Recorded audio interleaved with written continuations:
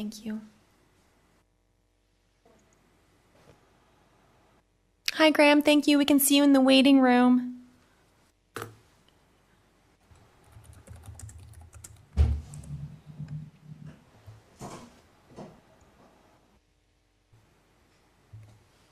Through you, Mr. Mayor, I can confirm that we are live streaming and recording, and it is 5:30 if you'd like to start the meeting. Okay, thank you, Madam Clerk. Good evening, Council, members of SLT, and the viewing public. I see we have quorum, so I therefore call this public meeting under the Planning Act in session. We have the adoption of agenda, but before we do that, I will turn it back to the clerk. Through you, thank you, Mr. Mayor. Public meeting under the Planning Act, Monday, November 9th, 2020 at 5:30. All Town of Pelham in-person public meetings have been canceled. Instead, the town is holding all meetings electronically via Zoom. Please note, no decisions have been made prior to this public meeting. The Planning Department will be providing a presentation regarding the subject application. Participants are reminded, ensure your background is free from offensive or vulgar material. If inappropriate material is visible, you will be removed from the meeting. Vulgar or offensive language will not be tolerated. If inappropriate language is used, you will be removed from the meeting. Participant microphones and video cameras will remain off until they are called to speak. Once your comments have been heard by the committee, your microphone will be muted and your camera will be turned off. Decorum. The public meeting under the Planning Act is a formal public hearing requiring decorum, meaning all comments are to be made through the chair. If you have pre-registered to speak, you will be given an opportunity to address the committee at the public portion of the meeting. If you are live streaming and wish to submit a comment live, please email clerks@pelham.ca. Please note, comments must be received during the public portion of the meeting, otherwise they will not be considered. Disrespectful comments will not be tolerated. Cheering, booing, or hissing from the gallery will not be tolerated. Please note, if decorum is lost, the meeting may be recessed and persons asked to leave. Public portion of the meeting. To allow for an efficient meeting, each member of the public will be given an opportunity to speak to council during the public portion of the meeting. Please note, after all members of the public have been given the opportunity to speak, the applicant or agent will have the opportunity to address the public comments or concerns at one time. Please note, all comments stated and received electronically form part of the public record and will be considered by planning staff when preparing the recommendation report for council's consideration. If you wish to receive a copy of the notice of decision, please contact the planner responsible for this application in writing as soon as possible. Curtis Thompson, Planner, 20 Pelham Town Square, P.O. Box 400, Fonthill, Ontario, LOS 1E0, C. Thompson at pelham.ca. This contact information can also be found at the Town of Pelham's website. Thank you, Mr. Mayor. Okay, thank you, Madam Clerk. After viewing the agenda, I will ask all members of council if anyone has to disclose a pecuniary interest and general nature thereof. Not seeing any, Madam Clerk. I ask you to note that, please. Through you, Mr. Mayor, thank you very much. And I do have a motion put forward by Councillor Hahn that the agenda be amended to include addendum item numbers 4.2.1 and 4.3.1. Is there any discussion on the floor? Seeing none, I will call the vote. Councillor Hahn. Yes. Councillor Hildebrandt. Yes. Councillor Olson. Yes. Councillor Wink. Yes. Mayor Junkin. Yes. Thank you. That carries. I do have a motion on the floor by Councillor Hahn that the agenda for the November 9th, 2020 public meeting under the Planning Act special meeting of Committee of the Whole be adopted as amended. For the vote, I'll call Councillor Hildebrandt. Yes. Councillor Olson. Yes. Councillor Stewart. Yes. Councillor Wink. Yes. Councillor Hahn. Yes. Mayor Junkin. Yes. Thank you, and that also carries. I do have notice requirements to read into the record. Application for zoning bylaw amendment, 3 Hurricane Road, file AM-09-2020, AJDS Properties Limited. A zoning bylaw amendment to permit the use of the property for 4 single detached dwellings. The Planning Act requires, under Section 34, that council must hold at least one public meeting for the purpose of informing the public in respect of the proposed zoning bylaw amendment. This public meeting has been called to satisfy this requirement. Notice of this meeting was provided by prepaid first-class mail to all persons who are listed as owners in the last revised assessment roll and within 120 meters of the subject property on October 14th, 2020. The notice provided information on the property, including the proposed zoning bylaw amendment. In addition to providing information, we will also receive any comments which any member of the public may wish to offer. If you have received a copy of the notice of decision, please contact the clerk in writing as soon as possible. Contact information is available on the town's website and will also be displayed on the last slide of the staff's presentation to follow shortly. If a person or public body would otherwise have an ability to appeal the decision to the town of Pelham to the local planning appeal tribunal, LPAT, but the person or public body does not make oral submissions at the public meeting or make written submissions to the town of Pelham before the bylaw is passed, the person or public body is not entitled to appeal the decision. In closing, we stress that at this point, no decision has been made on the proposed zoning bylaw amendment, and therefore, any comments received will be taken into account for council's consideration. Thank you, Mr. Mayor. That does bring you to item 4.1, and that is the Planning Department's presentation. Okay. Thank you, Madam Clerk. And Mr. Thompson, I believe you have the floor. Good evening, Council. Curtis Thompson, planner with the town. So an application was received to rezone the lands at 3 Hurricane Road. The purpose of the zoning bylaw amendment is to amend the site-specific performance standards of the property to facilitate forthcoming lot creation applications to allow for 4 new single detached dwellings to be erected.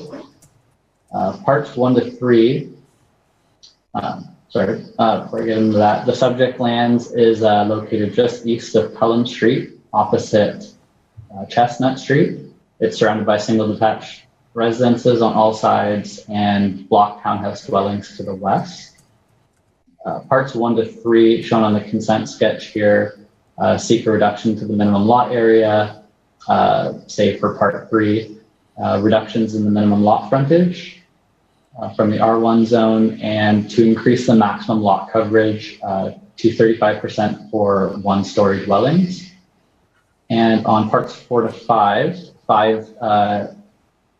shown on the sketch to retain the existing single detached dwelling, seek a reduction in the minimum lot frontage to 4.75 meters each, with a shared driveway being proposed, and also to increase the maximum lot coverage to 35% for 1-story dwellings. And part 4 is also seeking permissions for 1 second dwelling unit. The proposed rezoning is being sought to facilitate future applications which have not yet been received to subdivide the property into 4 single detached dwellings. Future Planning Act approvals would be required to actually facilitate these lots to be able to be registered and sold and built upon. Provincial planning policies that apply to these lands. The provincial policy statement 2020 has these lands designated as within a settlement area. The Greenbelt plan does not apply to the Fonthill settlement area. The growth plan for the Greater Golden Horseshoe also has these lands designated as being within a settlement area. The Niagara Region official plan beneath that has them designated as being within the urban area boundary and as a designated built-up area, and that's due to the presence of the existing single detached house. Beneath that, the town's local official plan has them being designated within the built boundary, and the residential designation is referred to as the urban living area, which permits a variety of residential and commercial uses, subject to zoning. The Pelham Zoning Bylaw, number 1136, 1987, has these lands zoned R1. And again, the proposal is to allow various site-specific provisions on various parts of the subject land to reduce minimum lot frontage, minimum lot area in some cases, increase maximum lot coverage, and permit 1 second dwelling unit on a part of the property.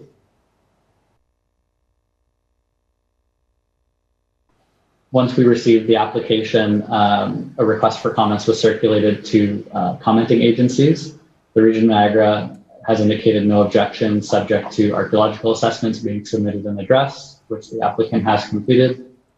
Just awaiting the, I'm not sure if the ministry clearance letter has came in. I know the archaeological assessment has been done. Town Public Works does not have comments at this stage. The building department has indicated the same. The NPCA has no objections. Canada Post, no objections. Enbridge Gas, no objections. NPI Hydro has indicated that they will soon be the service provider. Various public comments were also received upon the statutory circulation prior to this public meeting, both in support and against the proposal. If there's any questions and comments, planning staff are happy to answer them. And that concludes my presentation. Okay. Thank you, Mr. Thompson. Holly, do we go on to the committee right now, or do they ask them questions later? We'll ask at the end. We'll Yes. go to the applicants. Okay, thank you. Through you, Mr. Chair, thank you. We will just stop sharing our screen and we'll be bringing in the applicant, Mr. Haywood. Oh, I see that he is in the meeting. So Mr. Haywood, if you'd like to unmute yourself, you can go ahead with your presentation. Thank you.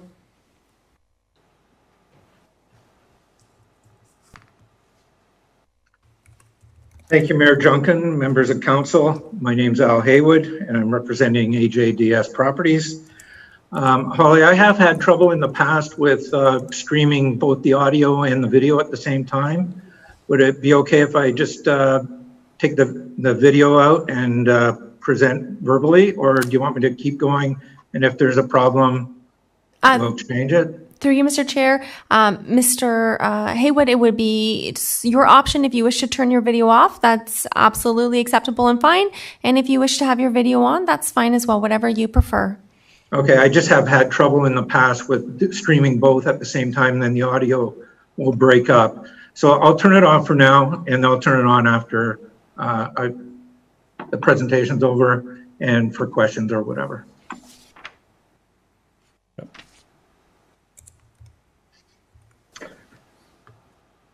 So I won't read the presentation I submitted in writing, but trust that it's obtained your consideration along with the other material. I know from town correspondence that it is the recent desire of council to require developers to be part of a public process that includes neighbors to discuss development proposals and alternatives. We personally canvassed the neighbors by knocking on each door of the abutting single-family residences and openly discussed our proposal with most and provided an information package for their review. For the residents of the townhouse complex, we provided the information package together with a cover letter to Town Property Management, asking them to pass the information forward to the condominium board.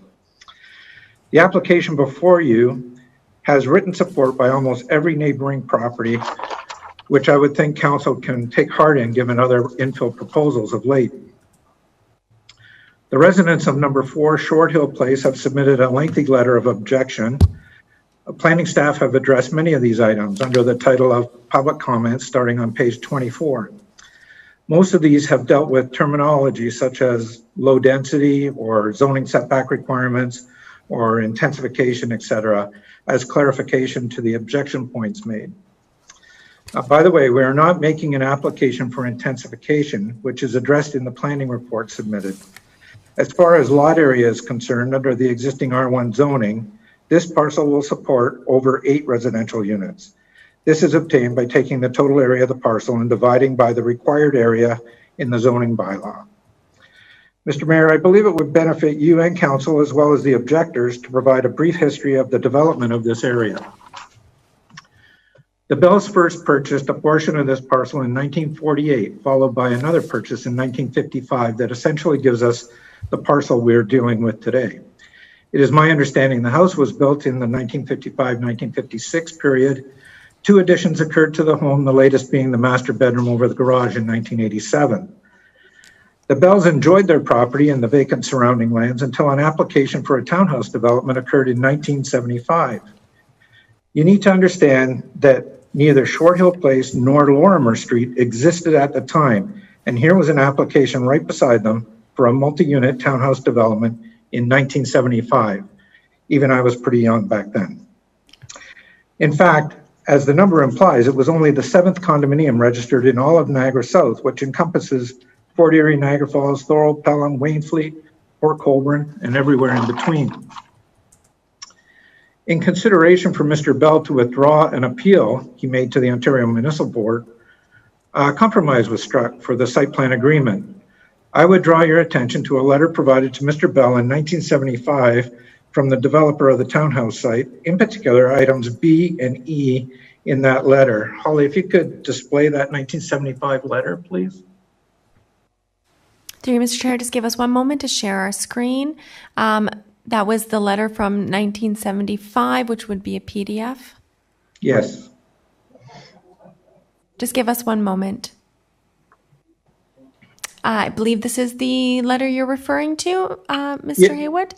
Yes, that's correct. Thank you very much, Holly. Thank you. So this is a letter that came from the developer of the townhouse site to Mr. Bell back in 1975. There was an objection to the Ontario Municipal Board. Of course, they tried to appease it, and the letter is a result of their negotiations. So I highlighted B and E there. I'll just read them briefly because it might not be able to read them. Samuel Roy Enterprises hereby agrees to ensure proper drainage from their site and guarantees that any work done on their property will in no way alter the drainage patterns existing on your lands. This drainage pattern will be ensured by the consultants of Samuel Roy Enterprises as well as the town of Pelham. And if I skip down to number E, privacy fences will be erected on our property as a buffer zone on those units facing your lands. And Mr. Granger of Planistics will be forwarding a site plan showing the location of these screens.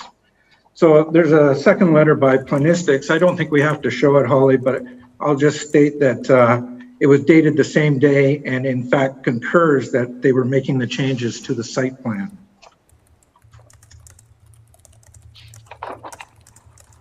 So as in E, these privacy screens are no longer in place, so I'm not sure if the condominium corporation is in non-compliance with the site plan agreement or if there may have been an application to amend the site plan.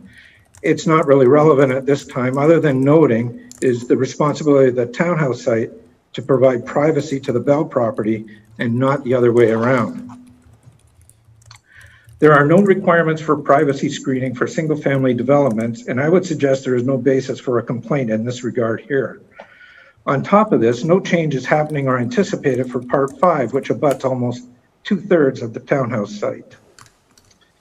I could go through a similar story for the development of the vacant land beside the Bells for the Short Hill Place and Lorimer Street plans that were registered in 1985 and 1987, respectively. But rather, I would like to address the flooding and drainage concerns of Ms. Bellatino at 4 Short Hill Place. This was a major concern for Mr. Bell during development of these subdivisions, as it was pointed out in item B regarding the townhouse development. Engineering calculations were made to produce watershed mapping. Holly, could you pull up that watershed map, please? Yes, just give us one moment. Thank you.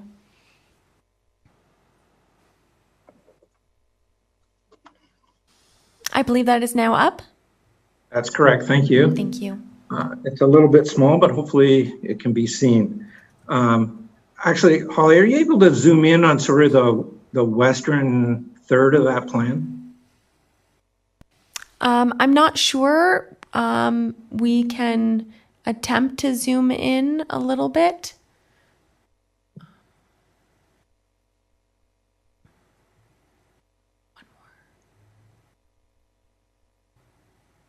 Is this better?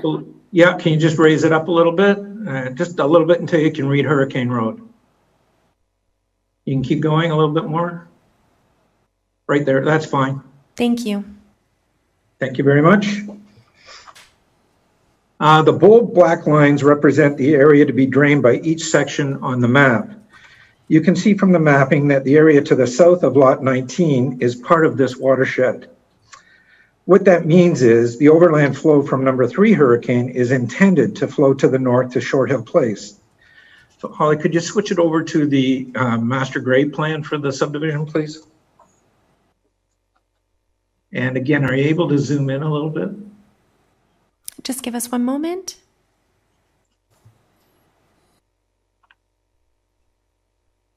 Okay, there you go. Thank you. So if you can see on the screen, if you can read 19, that is for Short Hill Place. And number 3 Hurricane is located right where the wording limit of phase 2 lot grading is written. So the grading plan indicates that a swale is supposed to catch water from the Hurricane property along the back of lot 12 and 11 fronting Warrimer, and take the water along the backs of lot 10 and 9. Other overland flow is to pass through lot 19. The arrows on the grade plan in lot 19 indicate to me that water is to be channeled and directed past the house on both the east and west sides of the house. Ms. Bellantino has lived at number 4 since 2003, and the pool and shed already existed, but it appears that the pool area and the shed are lower than the house and now prevent water from passing on the east side of the house. From an examination of the pictures provided, the flow appears to be coming predominantly from the lot 10 area on Lorimer and not number 3 Hurricane. Holly, can you bring up the number 4 Short Hill aerial photo, please? Yes, just give us one moment. We'll be switching from PDF to the picture provided. There, we should have it up now. Thank you. Okay, on that photo, it's taken from Google Earth, and you can see I circle an area highlighted.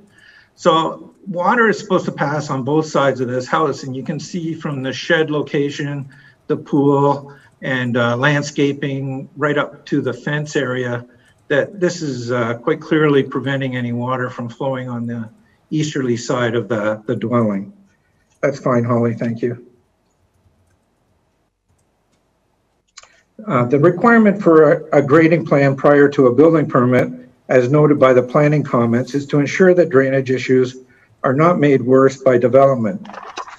It is not the requirement for us to fix the existing drainage problems. They seem to have been existing for the past 17 years. In closing, I would like to say that the Bell property existed long before any development occurred around them, and now it is time for the Bell property to be developed. Ms. Bellantino would like no development. However, that isn't an option being presented. The question is, how will this land be developed? The large majority of the neighborhood support our proposal, knowing the possibility of many more units here is a reality. To that point, I refer back to the planning report submitted and the desire to infill this site at a density the current zoning supports. I believe the explanation provided in the planning report provides the opportunity for both planning staff and council to endorse this low density proposal. Thank you. Okay, thank you, Mr. Hayward, for that presentation. Holly? Through you, Mr. Mayor, thank you. We will now open the public input portion of the meeting. I would just like to stress to those viewers at home, if you are live streaming and watching and you wanted to email comments in live, now would be the time. That's at clerks@pelham.ca. So our first registered member of the public is Phil Sheemhin, and we'll just be bringing him into the meeting now. Just give us one moment. Hi, Phil. We can see you. If you could please unmute yourself.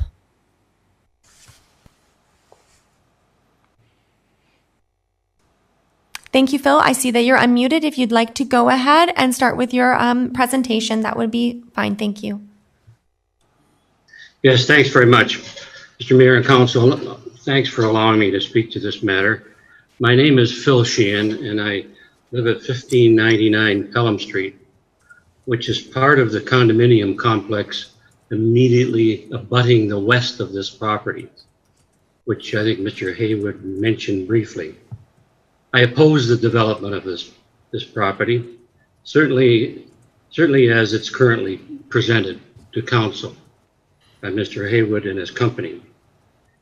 Obviously, Mr. Haywood wants the neighbors to agree with him, and then by that, convince the council that they should agree with him as well. His last comment, one of his last comments, was a large majority supported. I have not seen that in any materials, or have I had any contact from anybody that tells me there was a large majority. Perhaps he can enlighten us as to who the heck this is, because I have in fact not heard that at all. And he did approach the, as he said, the neighbors, and he started by, and there's nothing wrong with that, he started by sending us a letter, and he did go to a lot of houses, I understand. None of our condominium complex. We have 18. It's a small complex. And he sent it to our property manager, who in turn sent it to us. And there's nothing wrong with this. I understand. I don't know enough about planning, but I assume a developer could do this, go to the neighbors. But my problem is that he sent us a letter, excuse me, and which was very deceptive.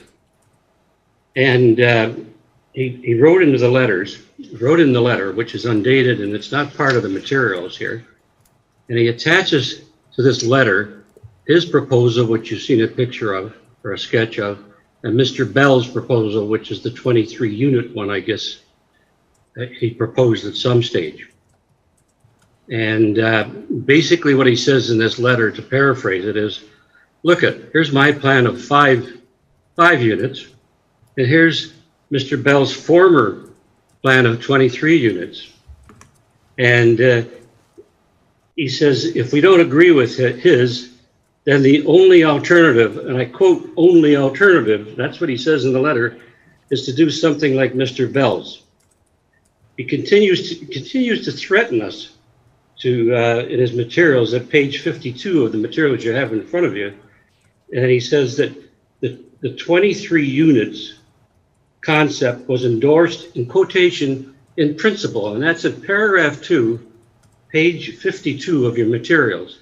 Again, I haven't heard that. I don't, maybe members of the council and the mayor have heard it, Curtis Thompson has. I looked through the voluminous materials, I haven't seen that.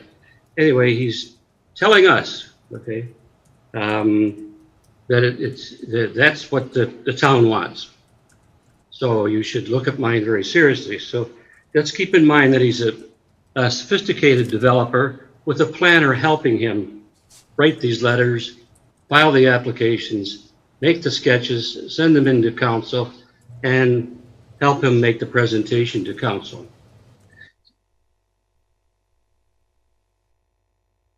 And he's asking people, I don't want to call them unsophisticated because they're not, but these people, these neighbors, have little or no knowledge about the provincial or municipal laws or regulations regarding the zoning in Pelham.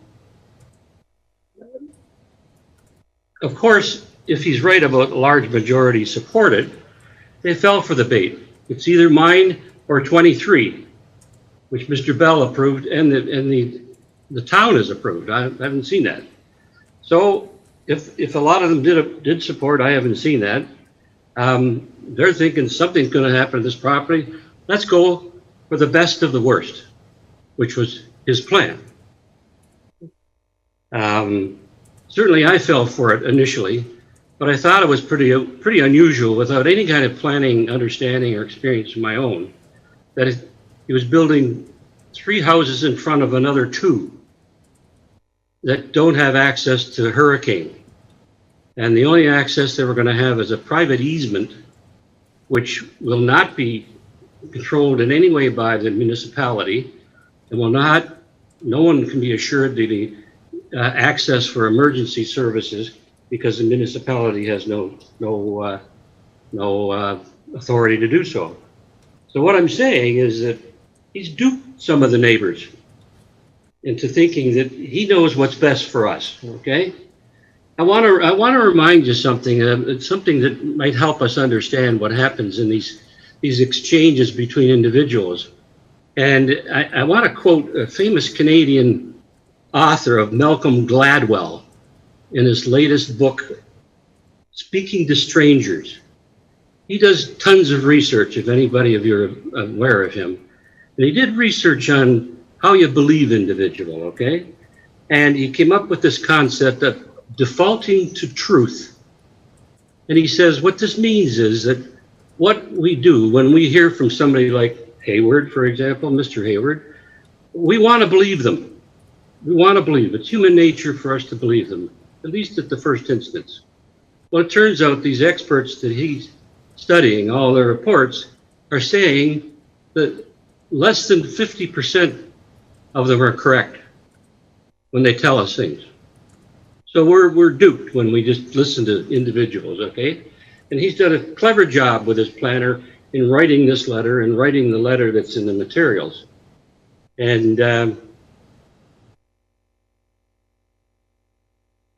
I want to point out a letter. I'll tell you a good example of how somebody's duped and defaulted to the truth, as Malcolm Gladwell says. It's the letter from a lady at 6 Hurricane. She goes on, and it's at page 50. I urge you to look at it. And she goes on about how beautiful the property is, which it is, lots of greenery, lots of trees. And even Mr. Haywood says it in both his letter to us and in the materials that he and his wife just loved the material, just thought it was wonderful, that it tugged at their heartstrings. I'm not sure why that would be the case if he wants to tear it down. Anyway, 6 Hurricane, the lady says, you know, it's a beautiful spot. It's beautiful to see, and it is, okay? And it's current. And she says, Hurricane Road is now a pretty main thoroughfare. Lots of traffic. We all know that. Personally, I do. And we know that there's a problem with speed. Probably the council members have had complaints because the neighbors have signs up all along their front lawns. Please slow down. And I know it's an area that people won't just naturally speed. The other complaint that she says is that, I don't know if I should call it a complaint, but comment, is that Hurricane Road itself is very narrow and it allows parking. So that if you're traveling down it and you come up to a parked car and approaching traffic, you have to stop behind the parked car to let the approaching traffic go by, and then you can continue down Hurricane. So if you add to that more parking, which inevitably happens, it doesn't matter what kind of a development goes in there, what's going to happen to the natural process of travel along Hurricane?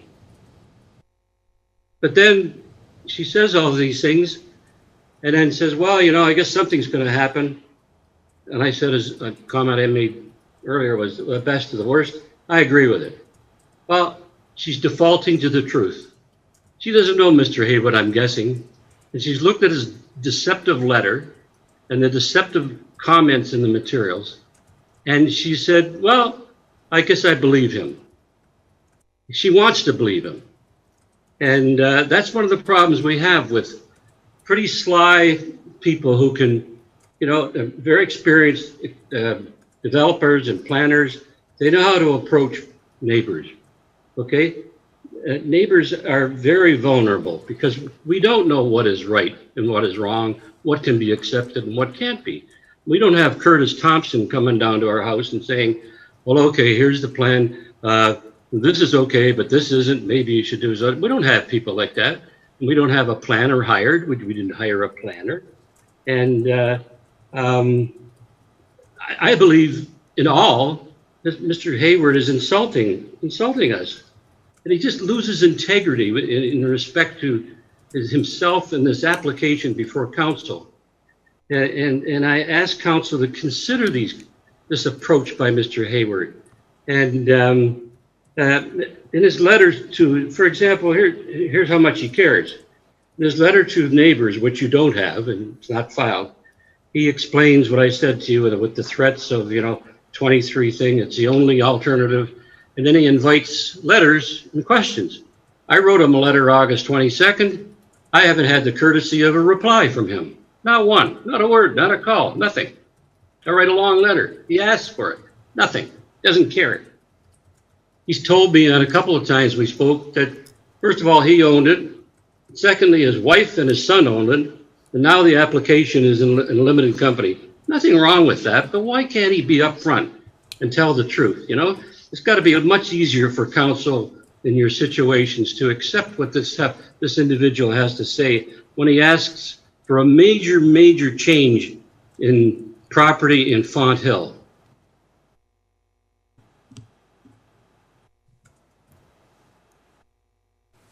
But as I've said, and he's mentioned this,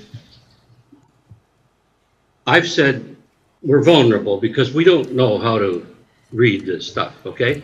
And I'm not suggesting that council can read it and understand it just off the top, but we're neighbors that don't even get involved in this stuff, okay? But fortunately, in this era of superheroes, we have two superheroes who wrote a letter. And he talks to them, he talks about their letter, Ms. Ballantyne and Mr. Moffat, whose letter is at page 55. And they're the ones that live on the Short Hills property that he addressed. And he said, I didn't follow all the stuff about the flooding issue. But if you look at their letter, and I urge you to very carefully look at their letter and the photos attached, they are already suffering serious flooding at this time. And what they describe, of course, when you start paving and putting roofs in there, there'll be more water. Now, we have suffered flooding and puddling in our property. It hasn't all come from this hurricane property.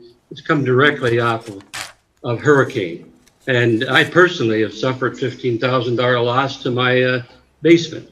Now, again, it wasn't pre-hurricane. It could have been that and just coming off hurricane.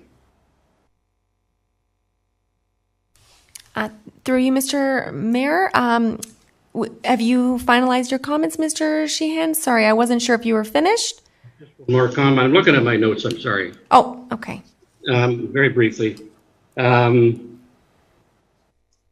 you'll see, I mentioned the continuation of the threats.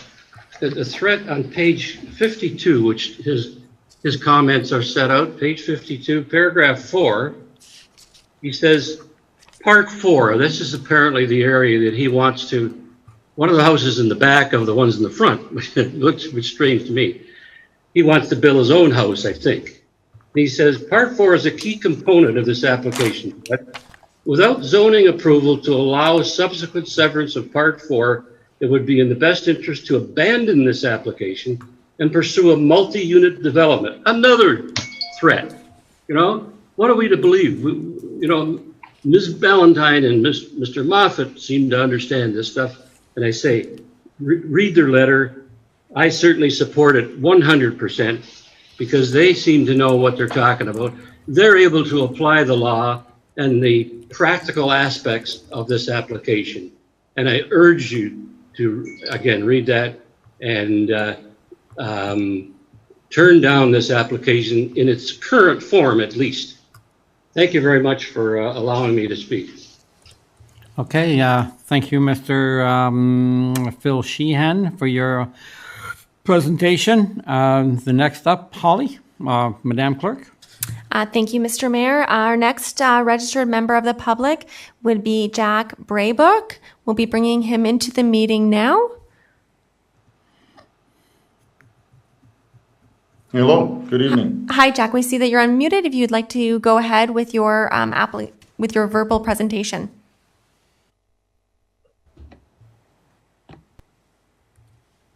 Yes, Mayor and Council, thank you for the opportunity to speak this evening.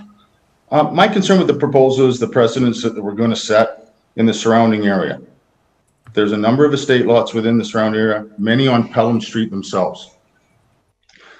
The character of the area is defined with a mixture of housing types and zoning. By approving this application, we open up the other lots to the same zoning requests. This would change the very character of the surrounding area and the reason why so many of us have moved to the area. I'm not anti-development, but I am an advocate of smart development and considerate development. And I do not believe the development meets this criteria. I did have a question regarding the proposal itself, and I didn't believe it had been addressed, although Mr. Hayward did speak a little bit at the beginning. The proposal does not include a plan to maintain the privacy of the existing neighbors, and adjacent to the property, our complex will abut 2 of the proposed lots. The setbacks to the southwest corner will not allow any of the existing tree line to be kept. In fact, many of the mature trees have already been cut down, and seeing the amount of trees already been removed, I don't believe any visual buffer will be left. So in the off chance this proposal moves forward, I would ask council to require the developer to install a 6-foot wood fence on the length of our complex with a design acceptable to both parties. I would ask that the construction be prior to the development construction so that we can reduce the site of the construction and reduce the construction materials flowing into our property. Now, I heard Mr. Hayward speak earlier on a site agreement from 1975, which is 45 years ago. And I believe probably the existing fence and the buffers that there have changed significantly in 45 years. But should this move forward, Mr. Hayward is significantly changing 3 hurricane. And I don't think requesting a fence along our property so that we have a consistent view is too much to ask. And that's all I have. Again, I appreciate your time to speak this evening. Thank you. Okay, thank you for your presentation, Mr. Braybrook, and Holly, or Madam Clerk. Through you, Mr. Mayor, thank you. We'll be bringing in our next speaker, Nancy Valentino. Just give us a minute to bring her into the meeting room.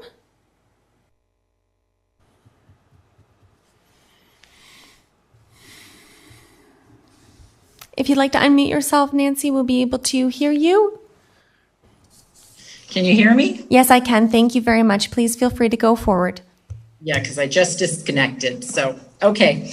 Anyways, I'd like to begin first by saying I concur with Mr. Sheehan's remarks and also am perplexed by Mr. Haywood's comments that the majority of the residents support this application.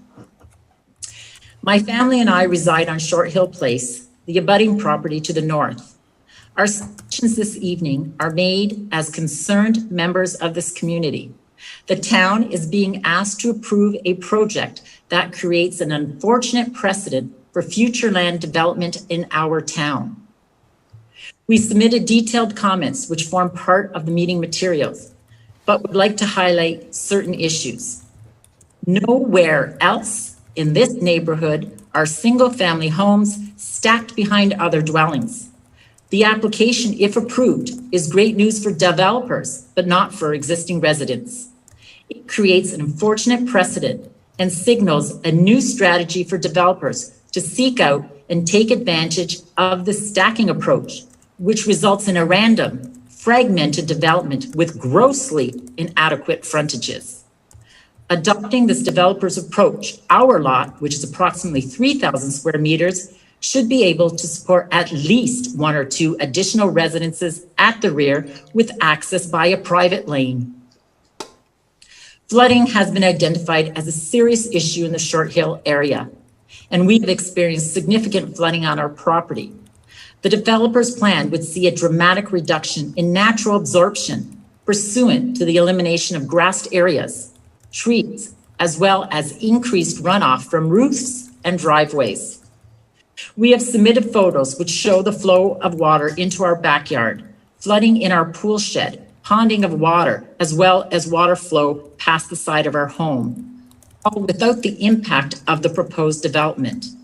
This flooding issue is particularly exacerbated by Part 4, as surface water from the front of the parcel, proposed lots 1 to 3, flows towards Hurricane Road, whereas the rear of the property, Part 4, has surface and groundwater flowing onto properties to the north. This flooding exists notwithstanding the current stormwater management plan approved by the town. I want to further add that my pool and my pool house are not below my home. and I don't know where Mr. Haywood gets that. In any event, the proposed frontages of parts 4 and 5 represent hidden driveways, as the houses thereon are located behind those on the proposed parts 1 to 3. Accordingly, it will not be obvious that a car could enter and exit from that space, resulting in a safety issue for pedestrians, particularly children, as this property is located along multiple school bus routes. The current lot has 1 driveway, proposed to be increased to 5, which will dramatically reduce the availability of street parking, but yet increase the need for parking with the addition of 6 more proposed residences, increasing traffic by guests and delivery and service vehicles, thereby aggravating an already limited street parking situation. The proposal, in particular Part 4, does not reflect existing development in the neighboring properties. Nowhere else along Short Hill Place or Lorimer are dwellings erected with such minimal setbacks to abutting properties. The dramatic departure represented by Part 4 from the existing neighborhood reality is clearly demonstrated by reference to the aerial map in the application materials. Approval of Part 4 would dramatically impact the privacy which we and other abutting neighbors specifically sought out in purchasing our properties and detract from the enjoyment of same. Specifically in relation to our property, in 17 plus years of ownership, we have never had the issue of headlights shining into the rear of our home as do now since this developer purchased the property. We were not aware of this issue as the previous owner did not drive. This issue becomes particularly relevant in relation to Part 4 with its proposed dwellings and the extension of the laneway to access residences, as well as a second dwelling requested on Part 5, which would dramatically intensify headlight intrusion into the most used areas of our home. We wish to raise an issue in relation to process as it relates to neighbors' submissions to council. A few months ago, this developer delivered a letter to neighbors referring to one previous pre-consultation with the town on behalf of another party, Better Neighborhoods in 2018. He advised that the proposal was for 23 units and that neighbors may prefer 4 additional lots as opposed to a 23-unit development, advising that a higher density application would please town planning staff and the town planner's intensification desires. We were upset by the tone of the letter and checked with the town. We were advised that planning staff had had a number of pre-consultation meetings on the property, not just the 23-unit one presented to neighbors, and that planning staff had not taken a formal position with regards to any proposal. We are concerned that neighbors were only provided with selective information on which to base comments. In the current process, council is unaware of what neighbors have been told and which could impact public input.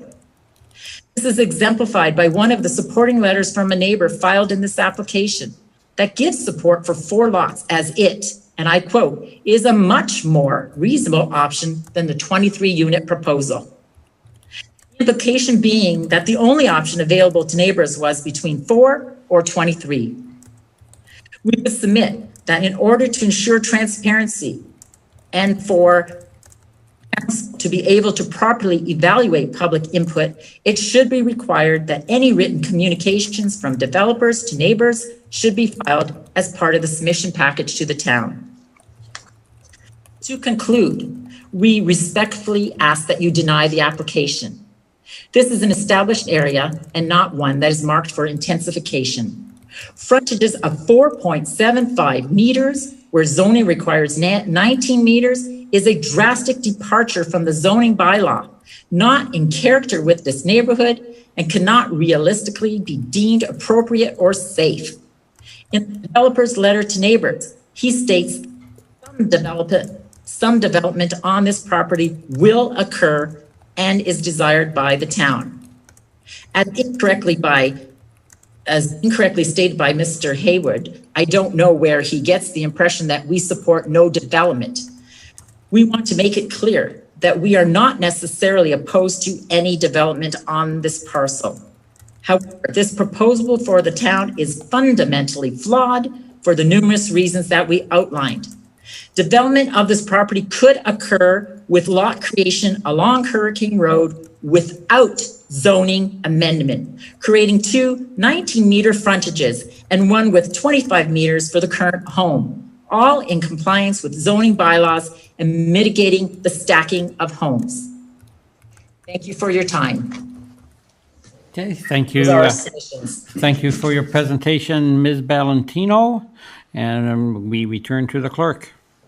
Through you, Mr. Mayor, thank you very much. Our next pre-registered member to speak is Yui Brand. We'll just be bringing him into the meeting. Just give us a moment, please.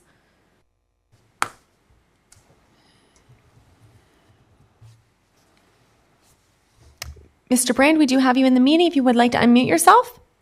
Perfect, Okay, thank you. Thank you, Madam Clerk, Mr. Mayor, councillors. My name is Uwe Brand. I'm the co-owner with my wife of 1613 Pelham Street.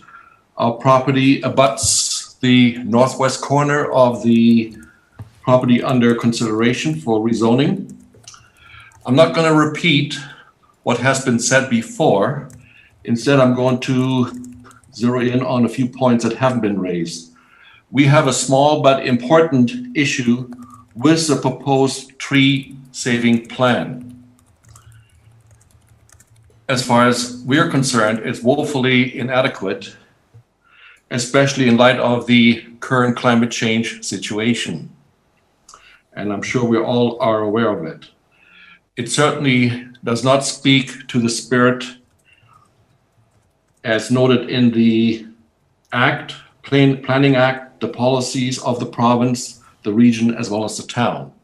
For instance, the developer already has proceeded in removing not just one, but several large trees, and I mean large trees, that according to my estimation, the removal of these trees has removed the potential for removing 1 ton of carbon dioxide per year, which is storage that is lost forever. To simply state that we're going to maintain the small patch of trees in the northwest corner, to me is not an adequate response to this loss of 1 ton per year forever. If every Canadian were to take that attitude, and I believe we're 37 million of us, we would lose 37 million tons of CO2 storage each and every year, which is not in the best interest of any of us. One more specific item, that if you're familiar with the property and the street face, there's one large boulevard tree that is situated right in front of Part 1, that based on the cutout on the curb that was done during the recent reconstruction, that tree, especially its roots, would be in jeopardy, and therefore if the roots are compromised, that tree would be compromised, which is another huge, large tree. I will not address the other issues because I believe they become part of the site plan approval or others if it goes ahead. So at this point in time, despite my concerns and issues, we have no objection to the rezoning of 3 Hurricane Road. Thank you.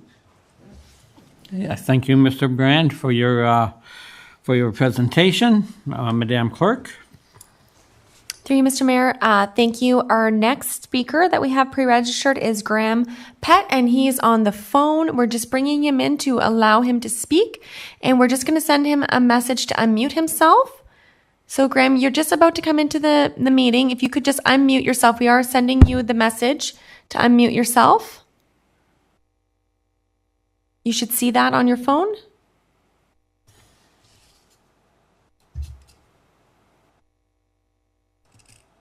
Can you just send him the message to unmute again? We're just going to send you a message. It's a pop-up that says, please unmute yourself. Oh, there. We think you're Hello. unmuted. Thank you very much. Thank you. Thank you, Mayor Junkin and Town of Pelham councillors for the opportunity to speak with you this evening. My wife and I first wish to acknowledge Jim and Jan Bell, who for over 70 plus years put their blood, sweat, and probably some tears into nurturing and caring for the gardens and trees on their piece of paradise at 3 Hurricane Road. My wife Edie and I, having lived in this neighborhood for 40 years, came to know 3 Hurricane as the Royal Botanical Gardens of Font Hill. We were always generously welcomed by the Bells to walk through their gardens, to have an evening chat about horticulture and their marvelous trees, and for that we remain eternally thankful. Let me be clear, this call today is not one of NIMBYism. We are not against intensification. We certainly realize the issue makes sense, but just look at this immediate area within 500 meters of this property. It is one of the most intensified residential areas in Pelham. We've been monitoring the goings-on at 3 Hurricane since Mr. Haywood commenced cutting down trees. Once the first one came down, I commenced communications with him, and this is going back well over a month ago, imploring him not to cut any further trees until the fate of this land had been determined. Despite his repeated assurances that he and his wife loved the trees and loved the property, and said many times their plan was to preserve as many trees as possible, the tree cutting has continued. The evidence is to the contrary of what he has tried to assure us. No tree inventory, tree management plan has been submitted that I'm aware of. The town planning department requires an inventory and mapping of all trees on the property. That is now impossible since trees have been cut down. He was to inventory the tree species and to identify the threatened or endangered trees. How can that be done when the cutting has already begun? And a plan is to be submitted detailing how trees will be preserved and mitigation measures identified to mitigate against adverse impact upon the trees. Again, such a requirement has been significantly circumvented by his actions to this point. There are literally hundreds of trees on this property, with numerous giant centennial trees, and as been mentioned, they are already coming down. Many of these trees were living examples of the Carolinian forest at its best. Many of these trees will have to be sacrificed if this development goes ahead. I would refer to the various planning policies and guidelines which address the issue of preserving the natural landscape. Mr. Brand referred to this policy. I won't go into it in a lot of detail. I'm sure you, Mr. Mayor, and councillors are aware the various issues where provincial, regional, and our own planning policy talks about issues about protecting resources, conserving the biodiversity, minimizing impact from climate change, et cetera, et cetera. All these are very significant policies, and I believe this development will negate most of those policies. It simply doesn't pass muster. I understand the tree inventory, tree management plan is termed a consent requirement, but this is likely an issue that will not return to council. Rather, going down the road, if the zoning is approved, an unelected representative will make a consent determination as to whether this has been met or not. To our minds, that's not nearly good enough. We want our elected representatives to weigh this issue and to make this zoning decision in the context of the reality of the destruction of a micro ecosystem for the sake of 4 building lots. There's no passing this buck. If you vote to amend the zoning, then the wheels start turning and this natural preserve will be gone forever. Now, as been mentioned, we know some of the residents support this development. We know a number of them personally, have discussed this issue with them. And it should be very obvious in reading the documentation, these folks see this current plan as the lesser of 2 evils. And if you don't accept this, then we know what you're going to end up with. We ask, why must any evil be accepted? Must we develop every square meter of this town? Why can't we preserve a few remaining gems that we currently hang on to? Council made the right and courageous decision regarding 1307 Hay Street development just this summer. And we believe this issue has many similar qualities to that issue, and for that reason should be turned down. Finally, I do want to just point out, as Mr. Brand also referenced, about these curb cutaways that have already occurred when the reconstruction of Pelham and Hurricane Street was undertaken this summer, and these are for the driveways. These cutaways are put in close proximity to two very mature trees. If this development goes ahead, I can easily envisage future homeowners demanding the town remove these trees as being a site hazard. These cutaways should not have been placed where they were. This is not the fault of the trees. I would strongly ask council, if this matter is decided to go ahead with rezoning, that condition would be that these trees will not be removed. In other words, buyer beware. We thank you for your time and consideration of this matter. That concludes my comments. Great. Thank you for your taking the time to make the presentation. I'll return to the clerk. Through you, Mr. Mayor, thank you. Just for those that are viewing at home, I would just like everyone to know that it is 6:30. We do have a budget meeting that will be happening after this planning meeting. We do still have a little bit to go on the planning meeting, so those at home wanting to watch the budget meeting, just hang on. Thank you very much. Our next registered member of the public is Warren Calvert. We'll be bringing Warren into the meeting. If you could just give us one moment. Mr. Calvert, you are in the meeting. If you'd like to unmute yourself.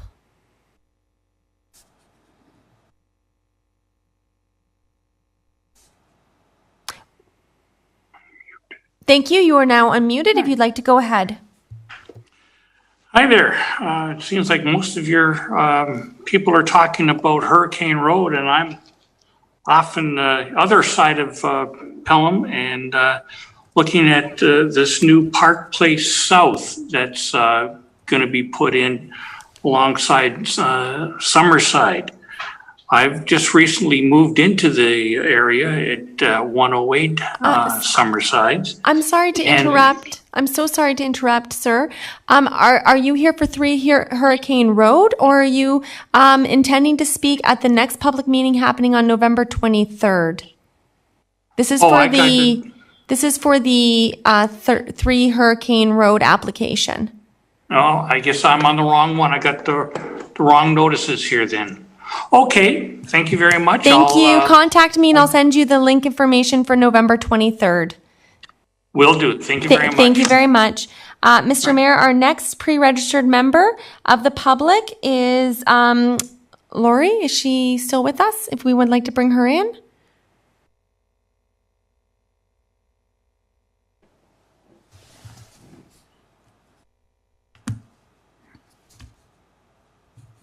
If you'd like to unmute yourself, you are in the meeting. Hi there. Hello, Holly. Thank you. Thank you. Thank you very much, Mr. Chair and councillors, for the opportunity to speak. In addition to an email that I have submitted to council, which is attached to this agenda, I did want to highlight a few things regarding the 3 Hurricane property. First, I did meet with some of our closest neighbors abutting 3 Hurricane from Lorimer, Hurricane, and Chestnut Streets. Unfortunately, we tried, but were not able to connect with the neighbors on Short Hills Place nor Pelham to discuss the developer's proposal.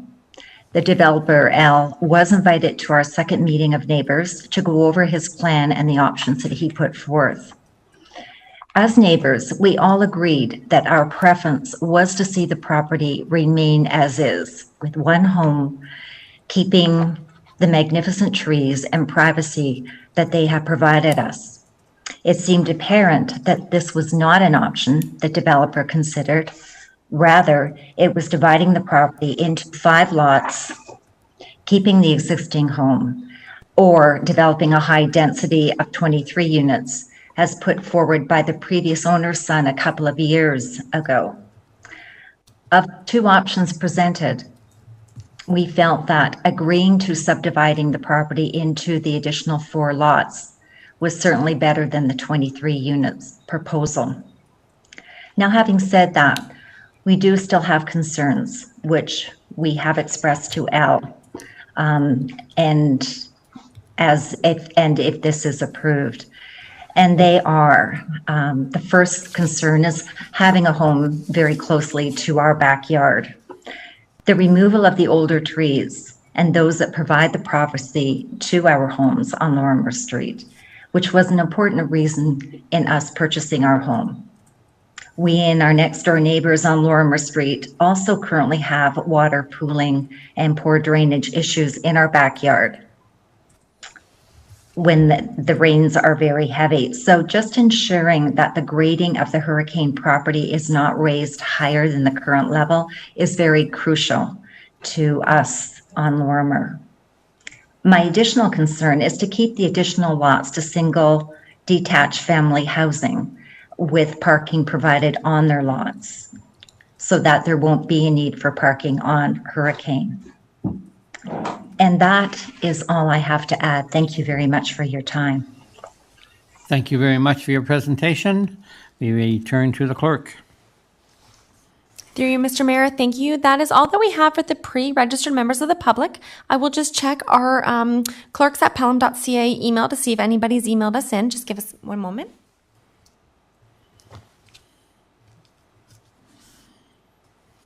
I can confirm that it's 6:36 and we've received no email. So if you'd like to close the public portion, we can invite the applicant to speak again on any concerns raised through the public portion of the meeting. Thank you, Madam Clerk. Thank you. Mr. Haywood, if you'd like to unmute yourself, you would be able to speak again.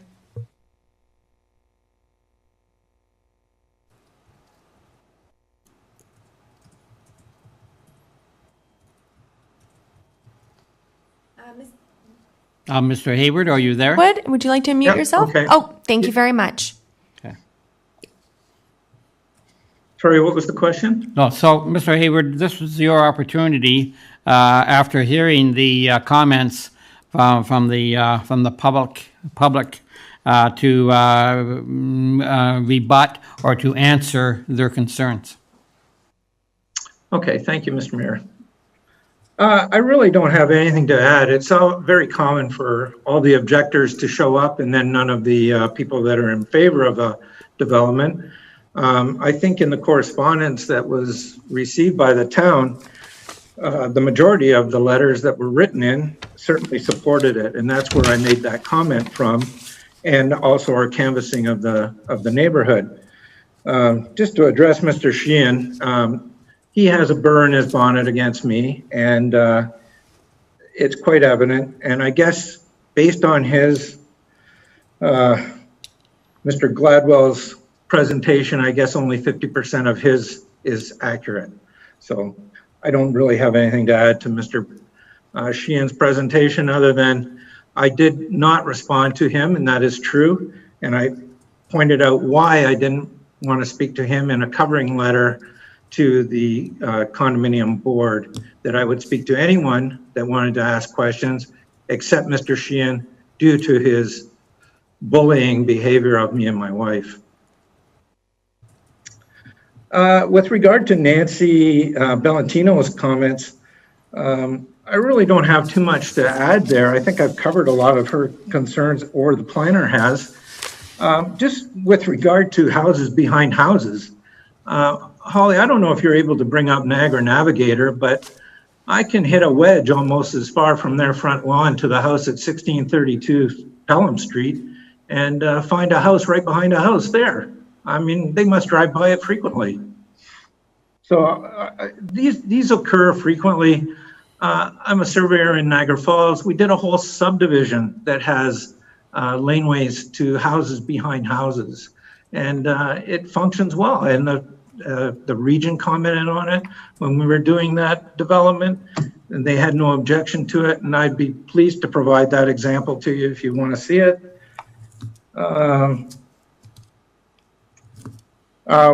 When in the materials I provided to the residents, I never presented only the part I wanted to show. I gave them the whole 2018 pre-consultation. I highlighted a few of the things that I wanted to draw their attention to, but I provided them with the entire 2018 pre-consultation form that was presented to me at the time of purchase of the house.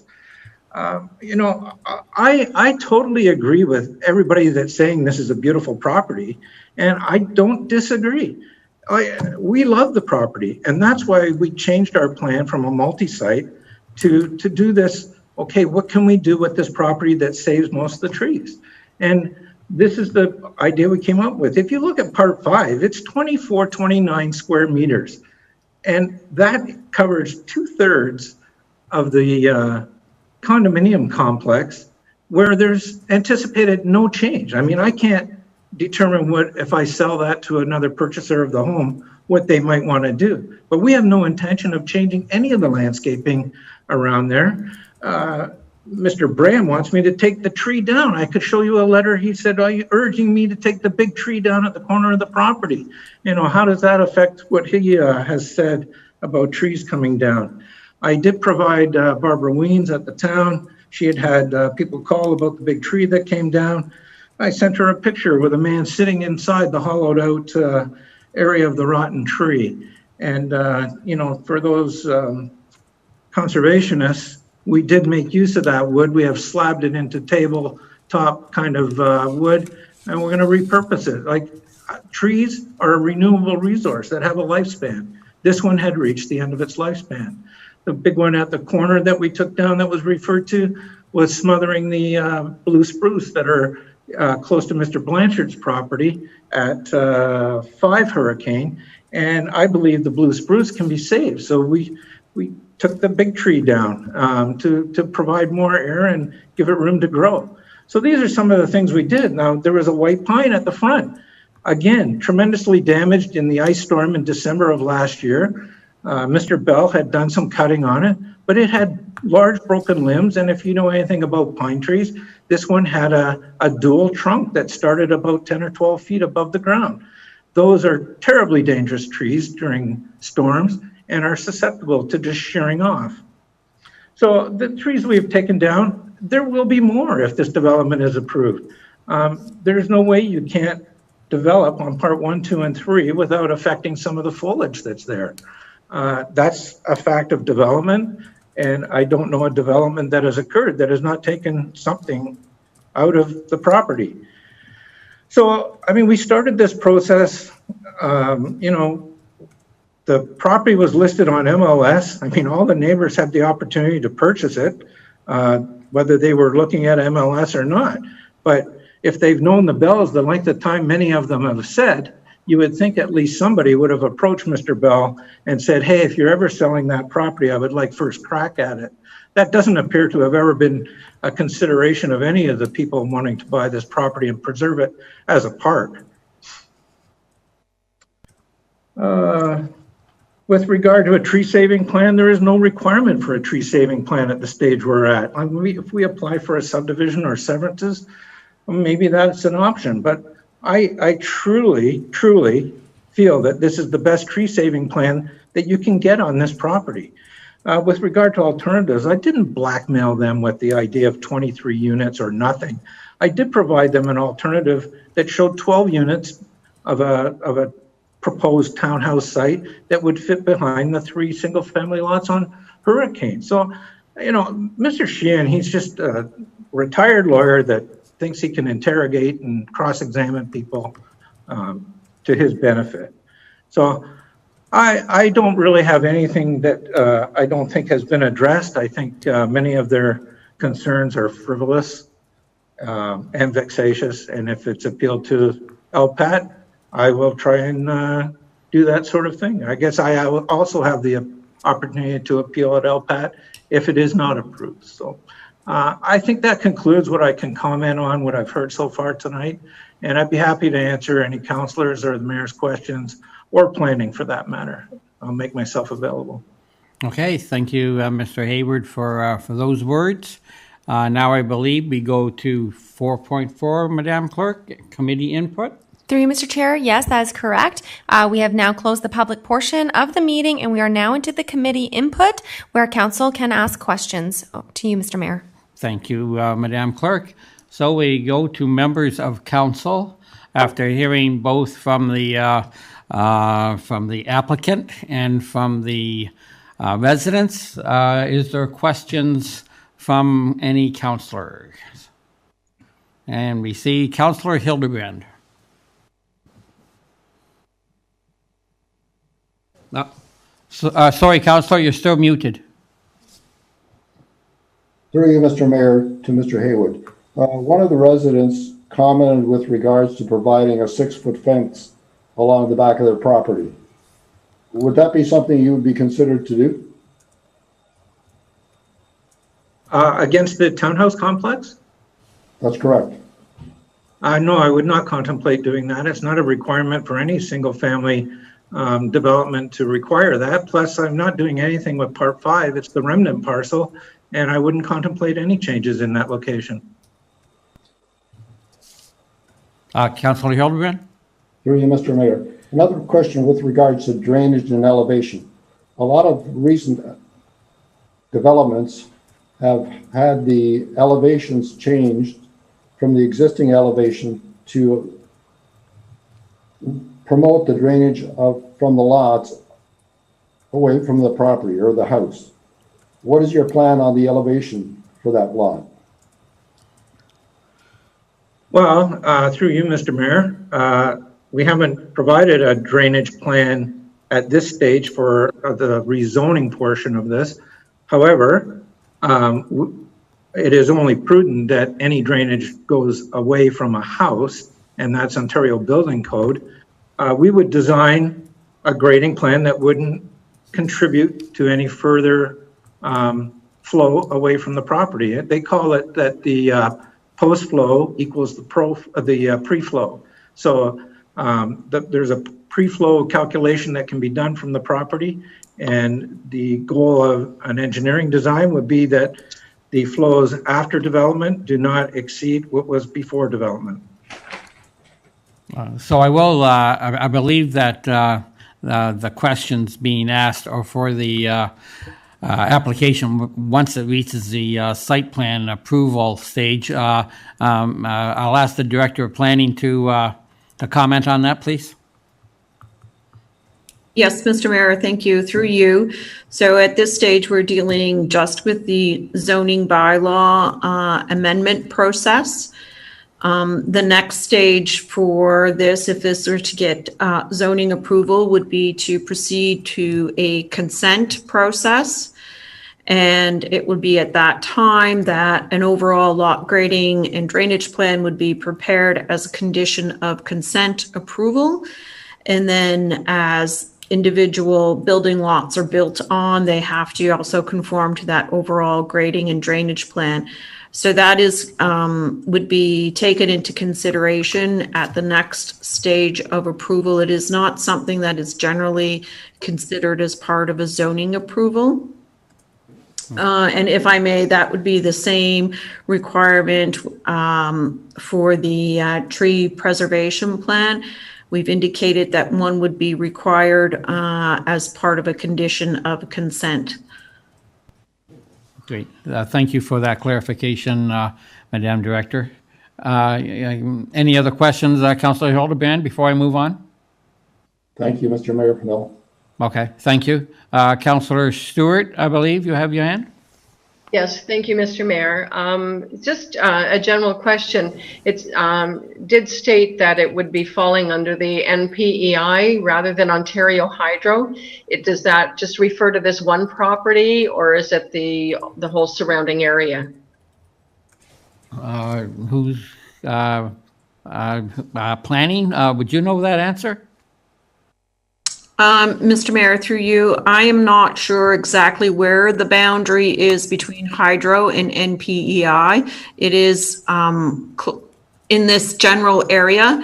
So I would assume that certainly all of this lot would be serviced by NPEI, but how far eastward it goes, I can't specify. I'd have to look at their service delivery mapping, and I don't have that in front of me, unfortunately. Yeah. Okay, thank you. Thank you. Okay, thank you, Councillor. Any other questions? Not seen any. No questions? Okay, I'll return to the clerk. Through you, Mr. Mayor, thank you very much. We are now at the presentation of resolutions. I do have a motion put forward by Councillor Hildebrand that committee receive report 2020-0163 for information and recommend to council that planning staff be directed to prepare the recommendation report for consideration of adopting the zoning bylaw amendment. Are there any comments or discussion? Seeing none, I'll call the vote. Councillor Olson. Yes. Councillor Stewart. Yes. Councillor Wink. Yes. Councillor Hahn. Yes. Councillor Hildebrand. Yes. Mayor Junkin. Yes. That carries. Thank you. I have a motion put forward by Councillor Wink that committee receive the applicant's presentation for information. If there is any discussion, seeing none, I'll call the vote. Councillor Stewart. Yes. Councillor Wink. Yes. Councillor Hahn. Yes. Councillor Hildebrand. Yes. Councillor Olson. Yes. Mayor Junkin. Yes. And that carries. I have a motion put forward by Councillor Olson that committee receive the written correspondence as listed on the agenda, and that committee receive the verbal presentations made by the public listed on the agenda, and that committee receive any email comments received during the public portion of the meeting at the clerks@pelham.ca email address. If there's no discussion, Councillor Wink. Yes. Councillor Hahn. Yes. Councillor Hildebrand. Yes. Councillor Olson. Yes. Councillor Stewart. Yes. Mayor Junkin. Yes. And that carries. Lastly, I have a motion put forward by Councillor Stewart that this special committee of the whole public meeting under the Planning Act be adjourned. Any discussion? Seeing none, I'll call for the vote. Councillor Hahn. Yes. Councillor Hildebrand. Yes. Councillor Olson. Yes. Councillor Stewart. Yes. Councillor Wink. Yes. Mayor Junkin. Yes. It is 6:52. Mr. Mayor, if you'd like to gavel. Indeed. This meeting is concluded. Thank you. Thank you. For members of council, please note that we do have a separate Zoom link for our budget meeting, and perhaps we can take a 5-minute recess just to switch chairs and turn off the live stream. Thank you. Okay. Good idea, Madam Clerk. Thank you, Mr. Mayor.